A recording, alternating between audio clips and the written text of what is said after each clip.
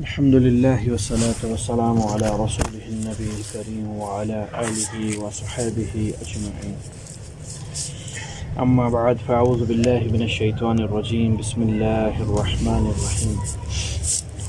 إن عدة الشهور عند الله 12 شهرا في كتاب الله يوم خلق السماوات والأرض منها 4 حرم ذلك الدين القيم فلا تظلموا فيهن أنفسكم وقاتلوا المشركين كافة كما يقاتلونكم كافة واعلموا أن الله مع المتقين.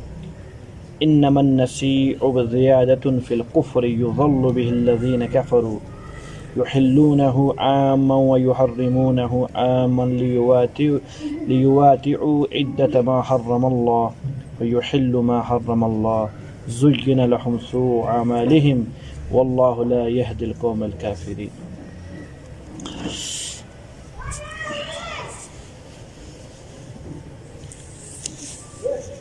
إن عدة الشهور عند الله 12 شهرا،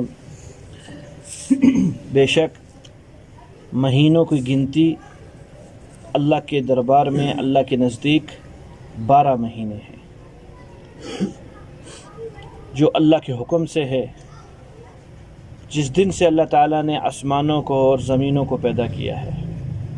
پھر ان 12 مہینوں کے اندر منہا 4 حرم، 4 مہینے حرمت والے مہینے ہیں. اللہ فرما رہے ہیں سال کے 12 مہینے ہیں. یہ اللہ تعالیٰ کی کتاب کے اندر لوح محفوظ میں لکھے ہوئے ہیں. کسی آدمی کسی نبی نے اس کی اصطلاح دنیا کے اندر نہیں لائے، یہ اللہ کی طرف سے ہے. یہ 12 کے 12 مہینے کب سے ہیں؟ یوم خلق السماوات والارض، جب سے اللہ تعالیٰ نے زمینوں اور آسمانوں کو بنایا ہے اس دن سے یہ 12 مہینے چلے آ رہے ہیں. یہ نہیں ہوا کہ امت محمدیہ صلی اللہ علیہ وسلم کے دور میں 12 ہیں، پیچھے کہیں 16 بھی گزرے ہیں، 20 بھی گزرے ہیں، 13 بھی گزرے. نہیں، جب سے اللہ تعالیٰ نے اس کائنات کو بنایا ہے اور ابو البشر تمام انسانیت کے جد امجد حضرت آدم علیہ السلام دنیا میں تشریف لائے ہیں، اس دن سے لے کر آج تک، آج سے لے کر تا قیامت تک سال کے 12 مہینے ہیں.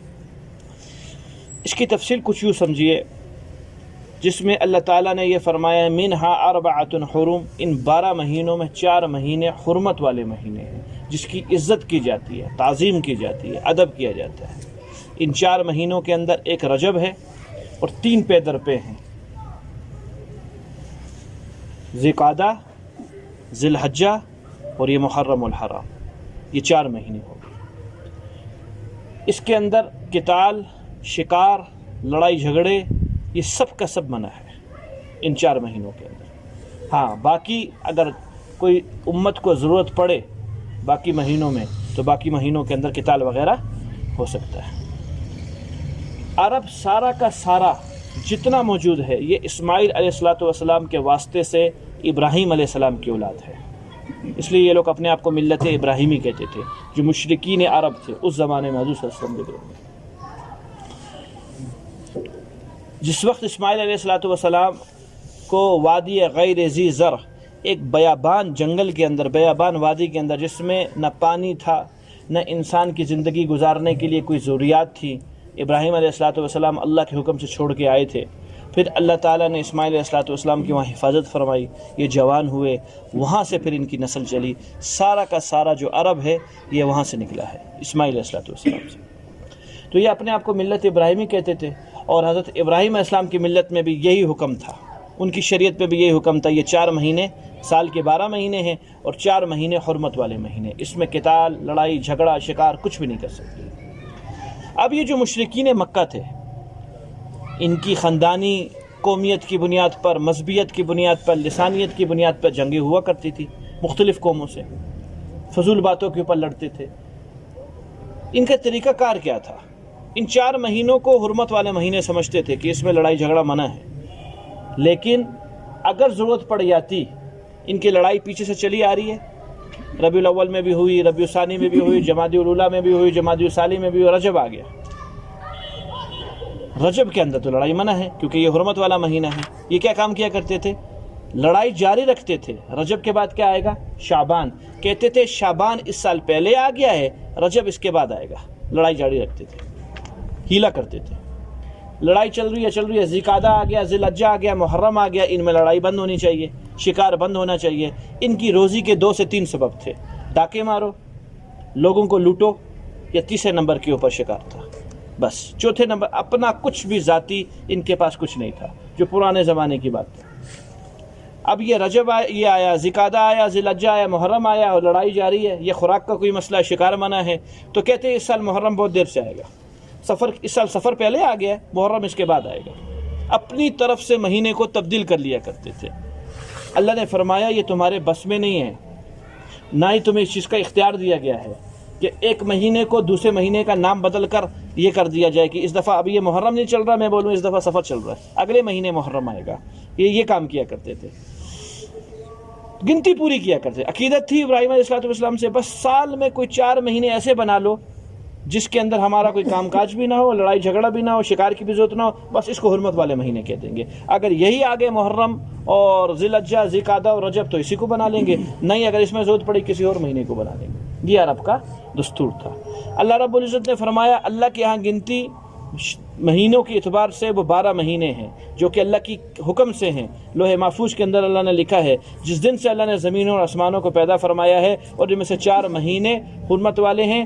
ذالک الدین القیم، یہی اللہ تعالیٰ کا دستور ہے، یہی سیدھی راہ ہے، یہی راہ مستقیم ہے کہ محرم کی جگہ پر آئے، سفر کی جگہ پر آئے، اس کے بعد ربیع الاول آئے گا، وہ اپنی جگہ پر آئے، پھر ربیع ثانی، ایک مہینہ دوسرے مہینے سے تبدیل نہ، یہی راہ ہے۔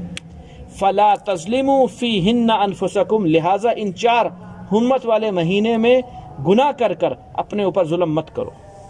ان 4 مہینوں کے اندر گناہ کر کے، یعنی ایک تو گناہ یہ ہے کہ اپنی جگہ سے بدل دینا، سفر کی جگہ محرم کو کہہ دینا، محرم کی جگہ سفر کو کہہ دینا۔ اگر ادھر بھی کام نہیں بنا، کہا جی اس دفعہ ربیع الاول بھی پہلے آ گیا، محرم اس کے بعد آئے گا، چلتے چلتے یہی نظام چلا آ رہا تھا۔ کہا ان مہینوں میں ایک تو تبدیلی کر کے گناہ نہ کرو، دوسرے نمبر پر علامہ جساس رحمۃ اللہ علیہ نے احکام القرآن میں لکھا ہے ان مہینوں کے اندر، ان 4 مہینوں میں تمام نیک اعمال کا ثواب بڑھ جاتا ہے۔ 4 مہینے جو حرمت والے مہینے ہیں، رجب، ذیقعدہ ہمارا پیچھے گزرا، اس کے بعد عید کا مہینہ ذی الحجہ گزرا، حج والا مہینہ، اور اب یہ محرم الحرام آخری مہینہ ہے اس کا کیا نام ہے، حرمت والے مہینوں میں سے۔ کا ہر نیکی بڑھ جاتی ہے۔ اور اگلی بات فرمائی جس شخص نے ان 4 مہینوں میں کسی نیکی کی بنیاد رکھی، اللہ پورا سال اس نیکی کو کرنے کی توفیق عطا فرماتے ہیں۔ دوسری بات، جیسے نیکیاں بڑھیں ایسے گناہ کا عذاب بھی بڑھا۔ ان 4 مہینوں میں جو گناہ کرے گا، گناہ ویسے ہی بری چیز ہے، لیکن ان 4 مہینوں میں گناہ کرے گا، گناہ کی جو حرمت ہے اور بڑھ جائے گی، گناہ کی ممانعت اور زیادہ بڑھ جائے گی، عذاب اور بڑھ جائے گا۔ اور جو ان 4 مہینوں میں گناہوں سے بچے گا، اللہ کی رحمت سے امید ہے اللہ پورے سال اس کو گناہوں سے بچنے کی توفیق عطا فرمائے گا۔ کہا ایک تو اس جگہ ایک یہ نقطہ نکلا، فرمایا فلا تظلموا فیہن انفسکم، ان 4 مہینوں کے اندر گناہ کر کے اپنی ذات پر ظلم نہ کرو۔ وقاتلوا المشرکین کافہ، ہر حال کے اندر مشرکین سے قتال کرو، لڑو، کما یقاتلونکم کافہ، جیسا وہ ہر حال میں تمہارے ساتھ لڑنے کو تیار ہوتے ہیں۔ ان کی جمعیت سے ڈر کر یا ان کی کسی طاقت کے ساتھ ڈر کر بزدل مت بنو، ہر حال کے اندر لڑو، اکثریت ہے تب بھی لڑو، اکثریت نہیں ہے تب بھی لڑو، جیسا کہ وہ تم سے ہر وقت کے اندر لڑنے کو تیار ہوتے ہیں۔ وَعْلَمُوا، خوب جان لو اس بات کو، أَنَّ اللَّهَ مَعَ الْمُتَّقِينَ، اللہ کی معیت متقیوں کے ساتھ ہے۔ میرے محترم ساتھیوں، یہ بہت بڑی اللہ کی طرف سے خوشخبری ہے اس آدمی کے لیے جو تقوی اختیار کری بیٹھے ہے۔ اللہ تعالیٰ کی معیت، یہ معیت جسمانی نہیں ہے کہ اللہ جسم کے ساتھ ہمارے ساتھ ہوں گے، یہ فہم سے بالا تر بات ہے۔ انسان کی سمجھ میں یہ چیز کبھی بھی نہیں آ سکتی، اللہ کی معیت کیسے ہوگی میرے ساتھ؟ اللہ نے فرمایا ہے میری معیت تیرے ساتھ ہوگی، اٹھتے بیٹھتے صبح شام ہر کام کے اندر، عبادات ہوں یا دنیا ہو تیری، اس کے اندر تو اللہ کو دیکھے گا۔ کیا دیکھے گا؟ اللہ کو دیکھے گا۔ اور مسلمانوں کو بہت بڑی ترغیب ہے کہ جب اللہ تمہارے ساتھ ہے، اللہ کی معیت تمہارے ساتھ ہے، تم پر غالب کون آ سکتا ہے، خواہ وہ کتنی اکثریت کے اوپر ہوں۔ لہٰذا تم اکثریت سے، ان کے اور طاقت سے اور اسلحوں سے نہ ڈرو، اللہ رب العزت کی معیت تمہارے ساتھ ہے، ہر حال کے اندر غالب تم رہو گے۔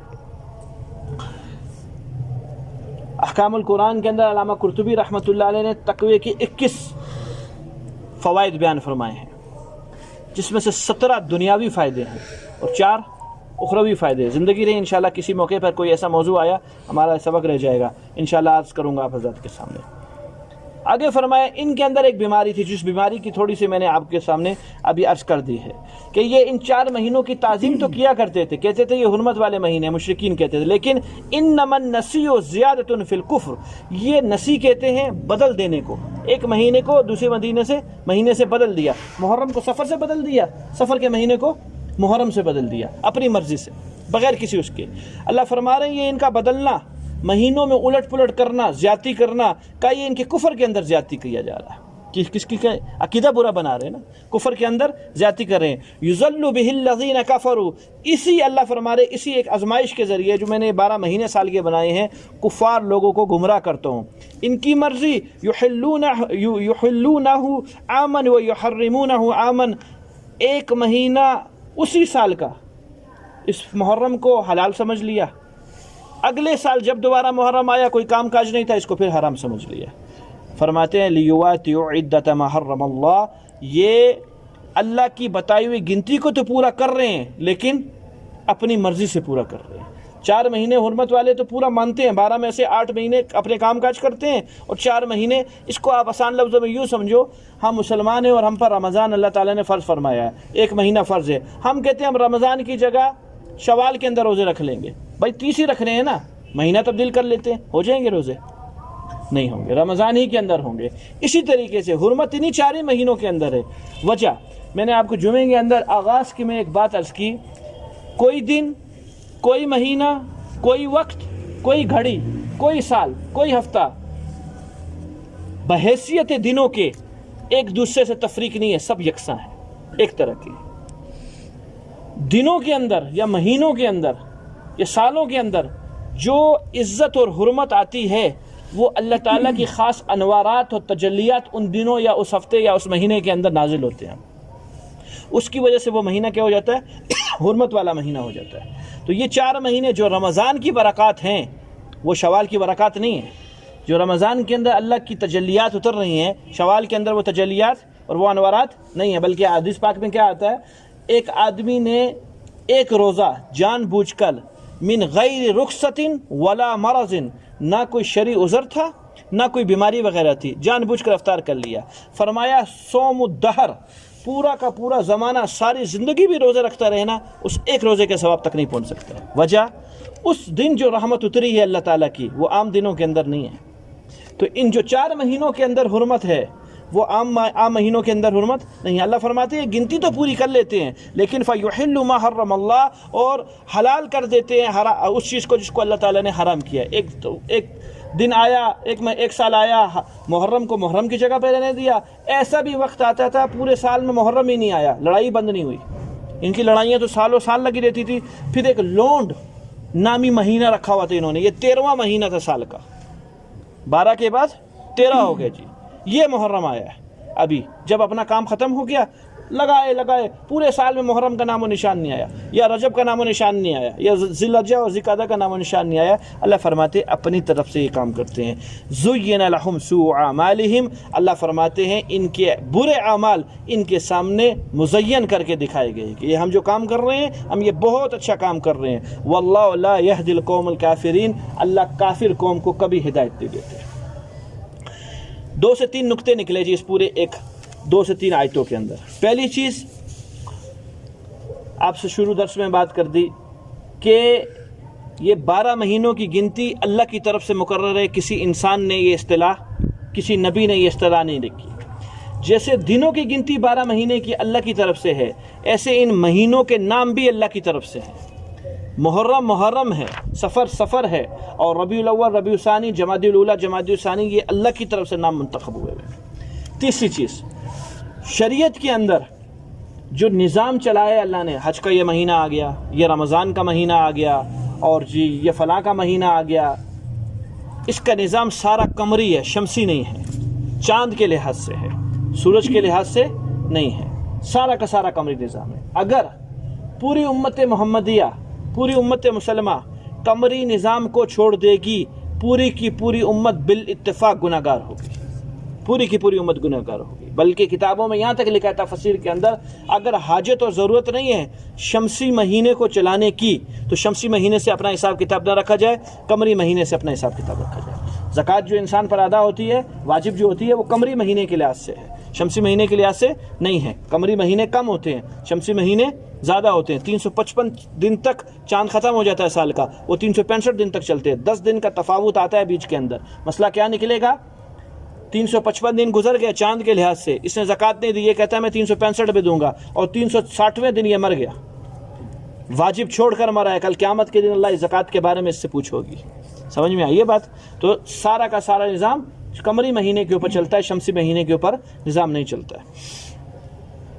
اور ہماری حالت یہ ہے کہ مہینوں کے نام بھی یاد نہیں ہے، کہ محرم سے لے کر وہ آخری ذی الحجہ تک چلائے جائیں تو مہینوں کے نام بھی مشکل سے کسی اللہ والے کو یاد ہوں گے۔ وجہ یہ ہے کہ دلچسپی نہیں ہے جی ان چیزوں میں، جن چیزوں کے بارے میں دلچسپی ہوتی ہے، انسان کی شوق ہوتا ہے، وہ اس میں رغبت اختیار کرتا ہے۔ ہمیں وقت نہیں ملا ان چیزوں کے لیے، ہمارا ذہن یہاں آنے ہی نہیں دیا اگلوں نے کہ یہ ان چیزوں کی طرف بھی پڑھیں، تو معلوم ہی نہیں کسی چیز کے بارے میں۔ ایک صاحب سے پتہ کیا عشاء کی نمازیں کتنی ہیں؟ کہا 9۔ آپ بتاؤ کتنی ہیں؟ 17۔ وہ کیا کہتے ہیں؟ وہ جتنی پڑھتے تھے بتا دی انہوں نے، 4 فرض پڑھتا ہوں، 2 سنت پڑھتا ہوں، اس کے بعد 3 وتر پڑھ لیتا ہوں، تو کتنی ہوگی؟ 9 پڑھ لی۔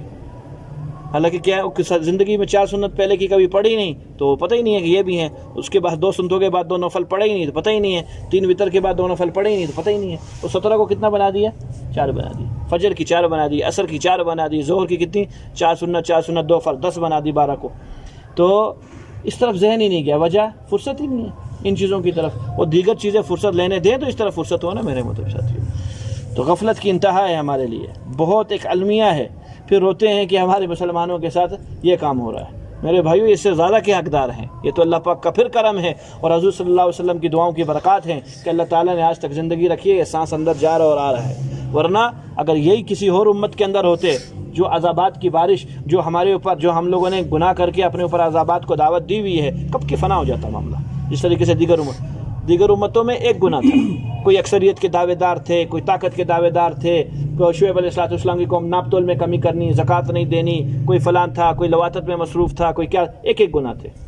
ایک گناہوں کی وجہ سے اللہ نے ان کو پکڑتے گئے، دنیا سے اللہ نے مٹا دیا۔ امت محمدیہ صلی اللہ علیہ وسلم آج جس حالت کے اندر ہے، گناہوں کی بوچھاڑ ہے۔ ہر انسان اپنے اوپر تھوڑا سا محاسبہ کرے، دن کے اندر کتنی غلطیاں ہوتی ہیں، کتنی ایسی حرکات ہوتی ہیں جو اللہ کی نافرمانی کا سبب بنتی ہیں، اور اس سے اللہ ہم سے بہت دور ہو جاتے ہیں۔ احساس نہیں ہے طبیعت کیا نہیں ہے؟ احساس نہیں۔ یا ایھا الذین آمنوا، یہاں سے رکوع کے اختتام تک اسلام کا ایک بہت بڑا غزوہ اور ایک عجیب غزوہ جو تمام غزوات سے ہٹ کر ہے، غزوہ تبوک کے بارے میں اللہ رب العزت نے تفصیلی بیان فرمایا۔ بات کیا بنی تھی؟ کیوں کہہ رہا ہوں ایک ہٹ کر غزوہ؟ سالوں تک، خصوصاً 7 سال یا 6 سال تک، 6 سال 2 ہجری اور 8 ہجری، 6 سال تک حضور صلی اللہ علیہ وسلم کی جماعت کا مقابلہ اپنے قسم کے لوگوں سے ہوتا رہا جو کہ عرب تھے، اور اللہ تعالیٰ نے غالب فرمایا، فتح مکہ ہو گیا، حنین سے بھی فارغ ہو گیا آپ صلی اللہ علیہ وسلم۔ کچھ فرصت کا وقت ملا، صحابہ کو کچھ آرام کا وقت ملا کہ ابھی اپنی تعلیمات کو بڑھایا جائے، جس کے لیے بعثت ہوئی ہے محمد رسول اللہ السلام کی دعوت کے لیے۔ اب اس دعوت کو بڑھایا جائے، لوگوں تک اسلام پہنچے، جو اسلام والے ہیں ان کی تعلیم اور تربیت کا انتظام کیا جائے، اس طرف ذہن لگے۔ کچھ نبتی لوگ آئے، یہ تیل فروش تھے، تیل کا کاروبار کیا کرتے تھے، یہ شام سے جا کر، روم سے جا کر تیل لایا کرتے تھے، مدینہ منورہ کے اندر بیچا کرتے تھے۔ ان کا جب گزر شام کی طرف سے ہوا تو انہوں نے حالات غیر دیکھے کہ وہاں جنگ کا سامان تیار ہے، تھوڑی بہت ہی معلومات لی، معلوم ہوا شام کا بادشاہ ہرقل روم یہ مسلمانوں پر اور حضور صلی اللہ علیہ وسلم پر مدینہ منورہ میں حملہ کرنے کو تیار ہے۔ انہوں نے آ کے خبر دی حضور صلی اللہ علیہ وسلم کو کہ یا رسول اللہ اس طرح کی وہاں تیاریاں ہم دیکھ رہے ہیں، اور 40,000 کی فوج اس نے تبوک کے مقام کے اوپر بٹھا دی ہے، مدینہ کے کنارے کے اوپر، یعنی عرب کے کنارے کے اوپر شام واقع تھا، اور اس کے وسط کے اندر مدینہ منورہ واقع تھا۔ سفر دور کا تھا، سفر قریب کا نہیں تھا۔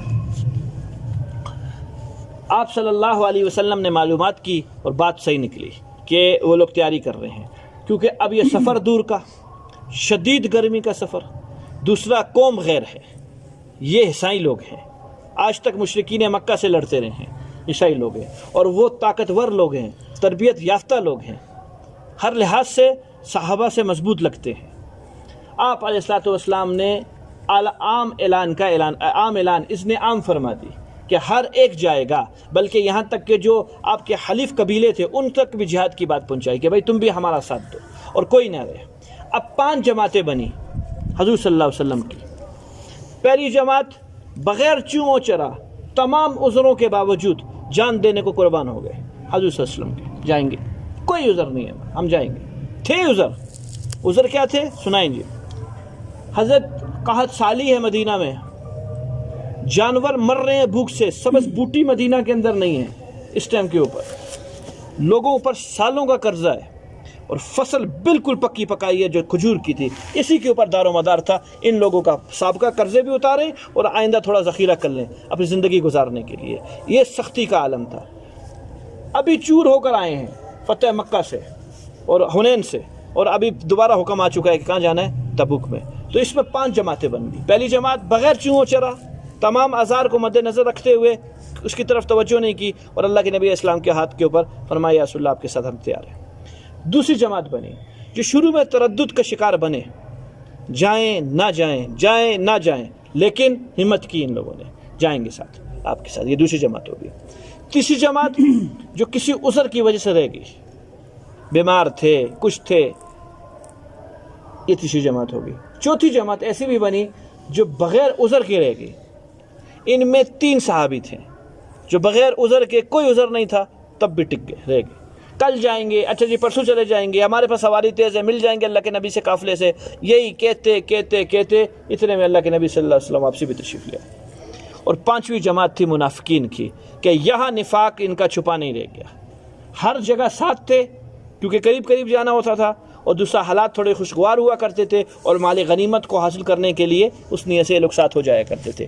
یہاں سفر دور کا تھا، گرمی شدید تھی، اور مدینہ کے حالات طبیعتوں کے موافق نہیں تھے، مدینہ میں قحط تھا، گھر کو چھوڑ کے کیسے جا سکتے ہیں، تو مجبوراً کھلا منہ سے بولنا پڑا کہ ہم آپ کے ساتھ نہیں جا سکتے۔ ان کا نفاق یہاں کھل کے سامنے آیا صحابہ کے اور آپ صلی اللہ علیہ وسلم کے۔ یہ 5ویں جماعت تھی۔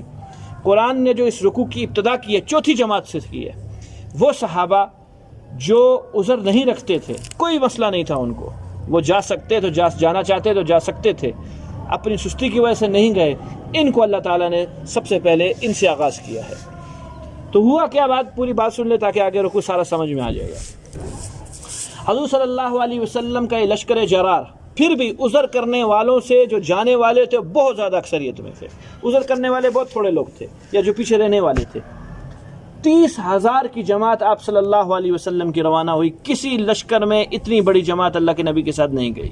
یہ وہ لوگ ہیں جو 313 سے لڑے ہیں، یہ آج تو 30,000 کا مجمع ان کے ساتھ ہے، اور اسلحہ بھی ان کے پاس ہے۔ میں نے کہا فقر تھا مدینہ کے اندر، زبردست قسم کا قحط تھا، سختی کا زمانہ تھا۔ اللہ کے نبی صلی اللہ علیہ وسلم نے سیدھی سادھی سب سے بات کی، تبوک جانا ہے۔ کبھی بھی ایسا نہیں کیا، ساری زندگی 6 سال جو 6 غزوے ہوئے پیچھے، بتانا ہوتا اس راستے کا، رات کو یہاں کا بتاتے، صبح اس راستے سے نکل جاتے۔ وجہ جاسوس ہوا کرتے تھے، مخبری ہو جایا کرتی تھی کہ وہاں پھر نقصان ہوگا، ایک راستے کا بول کے دوسرے راستے سے آپ علیہ السلام نکل جایا کرتے تھے۔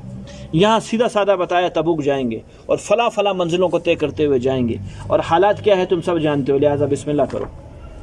کیا نام ہے، چندے کی اپیل کی آپ صلی اللہ علیہ وسلم نے، اور پہلی مرتبہ علی الاعلان اللہ کے نبی اسلام نے چندے کی اپیل مسجد النبوی کے ممبر سے کی۔ تو جو فدائین تھے، جو اللہ کے نبی صلی اللہ علیہ وسلم پر اپنا سب کچھ لٹانا جانتے تھے اور چاہتے تھے، ان میں سب سے پہلوں کے پہلے ابو بکر صدیق رضی اللہ تعالیٰ عنہ تھے۔ حضرت جی جس دن یہ مسلمان ہوئے ہیں، کون؟ ابو بکر صدیق رضی اللہ عنہ 40,000 درہم کے مالک تھے۔ کتنے؟ 40,000 درہم کے مالک تھے، اور جس دن ہجرت کرنے لگے ہیں ان کے پاس صرف 4,000 درہم رہ گئے تھے۔ اس 13 سال میں 46,000 درہم اللہ کے نبی کے اوپر لٹا چکے تھے، 36,000 درہم لٹا چکے تھے، 4,000 درہم رہ گئے تھے، اور ہجرت والے سال کے اندر وہ کچھ تھا وہ بھی دے دیا تھا۔ 400 درہم کی اونٹنیاں لے لی تھیں، ایک اور 400 درہم کی اونٹنیاں لے لی تھیں، 1,000 کے قریب درہم تو یہ چلے گئے۔ مختصر یہ کہ حضرت کے پاس کچھ اتنا خاص نہیں تھا گھر کے اندر. پہلا دن اعلان، 4 دن مسلسل اعلانات ہوئے ہیں. پہلے دن اعلان ہوا لاؤ، تو جو کچھ بھی سمجھ میں آیا اور نظر آیا سب اٹھا کے خدمت اقدس میں پیش کیا. یا رسول اللہ قبول فرمائیے، ہمارے پاس یہی کچھ تھا. اما عائشہ رضی اللہ عنہ فرماتی ہے میرا باپ رات کو بے قرار، کبھی یہاں کروٹ بدلیں تو کبھی یہاں کروٹ بدلیں. حضرت ابا کوئی طبیعت خراب ہے، سر میں درد، پریشانی؟ کوئی پریشانی نہیں. سوتے نہیں؟ کہ اللہ کے نبی صلی اللہ علیہ وسلم نے آج پھر اعلان فرمایا ہے کچھ لاؤ. ابو بکر کے پاس کچھ بھی نہیں ہے دینے کو.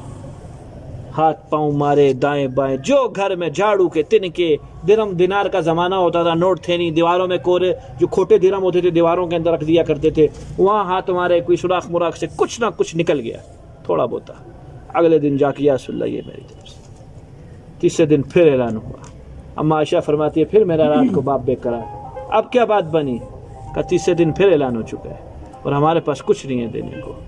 تکیے کے غلاف، بستروں کی چادریں، بستریں، چرپائیاں، سوئے گی کدھر، گھر کے مگے، نہانے والے ڈول، سارے کچھ بیچ بوجھ کے یا رسول اللہ یہ کچھ نہیں.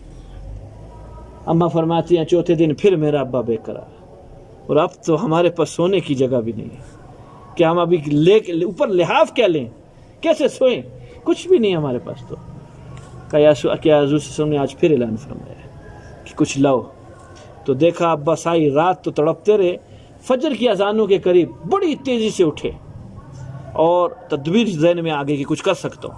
اٹھے اور گھر سے نکلتے وقت ایک چیز رہ گئی تھی ہمارے گھر کے اندر، وہ گھر کا ٹاٹ تھا جو پردے کے لیے استعمال ہوتا تھا.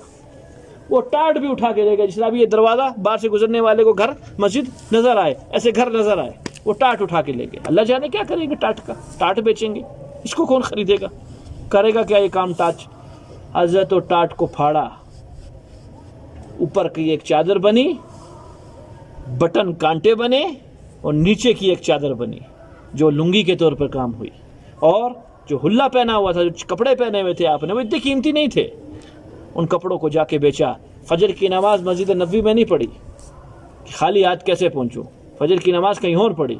اور جب وہ خریدنے والا ملا، بیچا اور لے کر وہ حضور صلی اللہ علیہ وسلم کی خدمت میں حاضر ہوئے. کلندر جو ہوتا ہے نا، کلندر، وہ سب کچھ لٹا کے رقص کرتا ہے. یہ کلندر لوگ تھے، سب کچھ لٹا کے رقص کرنے والے تھے. ابو بکر، حضرت عمر رضی اللہ عنہ گھر کا آدھا سامان اٹھا کے لائے، کہیں گنا زیادہ تھا ابو بکر سے. حضرت جو ابو بکر صدیق 4 دنوں میں لائے، حضرت عمر رضی اللہ تعالیٰ 4000 درہم کے قریب ان کا سامان پورے گھر کا بنا تھا. ابو بکر صدیق رضی اللہ تعالیٰ عنہ کا بہت سامان لائے، آدھے سے زیادہ، آدھا سامان. حضرت عثمان رضی اللہ عنہ 10,000 جماعت کی، گھوڑے، بمائے اسلحہ، بمائے خوراک، آنا جانا میرے ذمہ. پورے لشکر میں 10,000 بندوں کی ذمہ داری میری ہے. یا عثمان رضی اللہ تعالیٰ عنہ. علی رضی اللہ عنہ غریب لوگوں میں سے تھے، اپنی وسعت کے مطابق انہوں نے بھی کچھ کیا.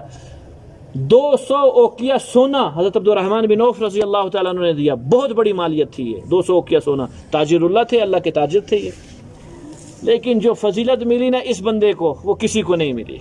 کس کو؟ ابو بکر صدیق. ابو بکر گھر کیا چھوڑ کے، عمر فرماتے تھے ساری زندگی ابو بکر سے عمر نکلنے کے پیچھے لگا رہا، آج کا موقع تھا، آج اگر لے گیا تو بازی لے جاؤں گا ورنہ رہ جاؤں گا. اور خوش تھا دل میں کہ اس کا سارا بھی میرے آدھے سے کم ہے، اس کا سارا بھی. آج بات بنے گی، دال گلے گی. آج ادھر سوال ہی بدل گیا، ادھر سوال ہی بدل گیا. دل کو دل سے راہ ہوتی ہے. عاشق عاشق کو جانتا ہے. ساتھی تھے، آگے آئے گی انشاءاللہ پوری عزت والی بات اسی رکوع کے اندر کہ کیسے ساتھی تھے یہ لوگ. نبوت کے بوجھ کو اٹھایا ہے، مذاق تھوڑی ہے. کس کو اٹھایا ہے؟